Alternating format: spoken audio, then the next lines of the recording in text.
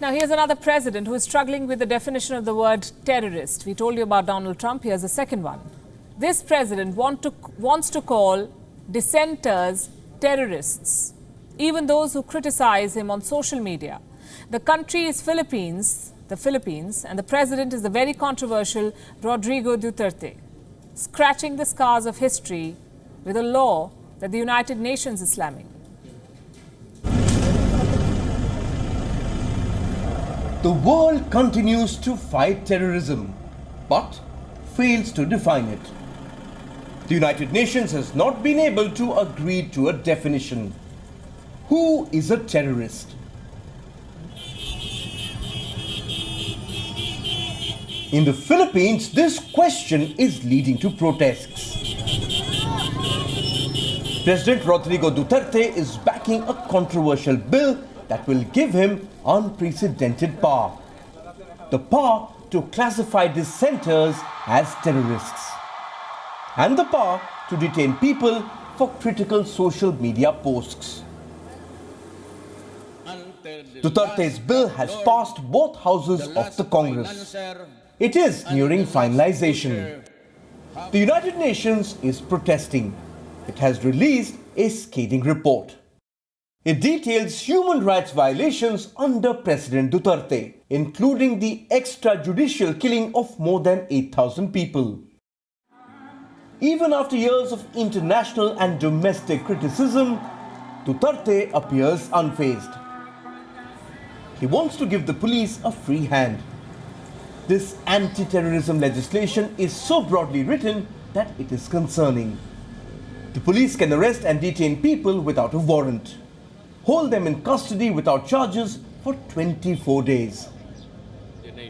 Duterte's methods are well known. Look at how he won the election in 2016. He pledged to kill 100,000 criminals in the first 6 months of his term. He promised to dump so many bodies in the Manila Bay that the fish would grow fat.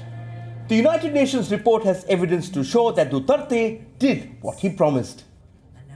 Since mid-2016, thousands of people have been killed in the guise of war on drugs. Many claim that the police may have interpreted Duterte's high-level rhetoric as the license to kill. Suspects are forced to make self-incriminating statements or risk facing custodial torture. Most victims in the drug war are young, poor urban males. Duterte calls the Philippines a narco state. The UN disagrees, saying the prevalence of illegal drugs is lower than the global average. So did the war on drugs really need blanket killing? Activists say the anti-terrorism law will only make this bloodier. The fear is that Duterte will appoint the Anti-Terrorism Council. They will suppress free speech and harass critics. In the first 4 months of the year during the pandemic, political opponents and NGO workers were charged for sedition and perjury. A major media network was forced to stop broadcasting. In the government's defense, extremism was a problem in the country.